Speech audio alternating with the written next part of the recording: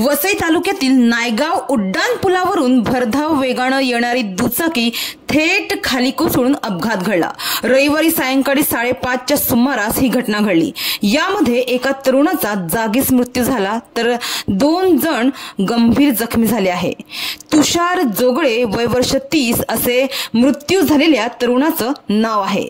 या पुलावरून कोसळून अपघात होण्याची ही दुसरी घटना आहे।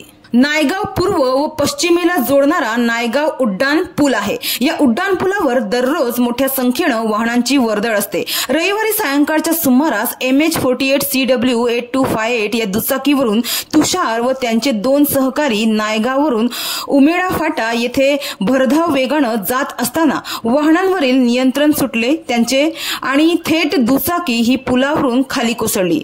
यामध्ये तुषार जोगळे वय वर्ष 30 याचा जागीच मृत्यू झाला तर सुजल मालपेकर वय वर्ष 19 व सचिन सुतार वय वर्ष 35 हे गंभीर जखमी झाले आहे। हे तिघेही नायगाव पूर्वेच्या चंद्रपाडा येथे राहत आहेत। या प्रकरणी माणिकपूर पोलीस ठाण्यात अपघाताची नोंद केली असल्याची माहिती पोलिसांनी दिली आहे। तर नायगाव या उड्डाण पुलावरून खाली कोसळून अपघात होण्याची ही दुसरी घटना आहे। नायगाव पूर्व पश्चिमेला जोडणाऱ्या उड्डाण पुलावरील सुरक्षा कठडे हे कमी उंचीचे आहेत। अपुऱ्या असलेल्या कठड्यामुळे सातत्याने दुचाकीस्वार थेट खाली कोसळून अपघाताच्या घटना समोर येत आहे। आतापर्यंत 2 तरुणांचा उड्डाण पुलावरून कोसळून मृत्यू झाला आहे तर 3 जण जखमी झाले आहेत।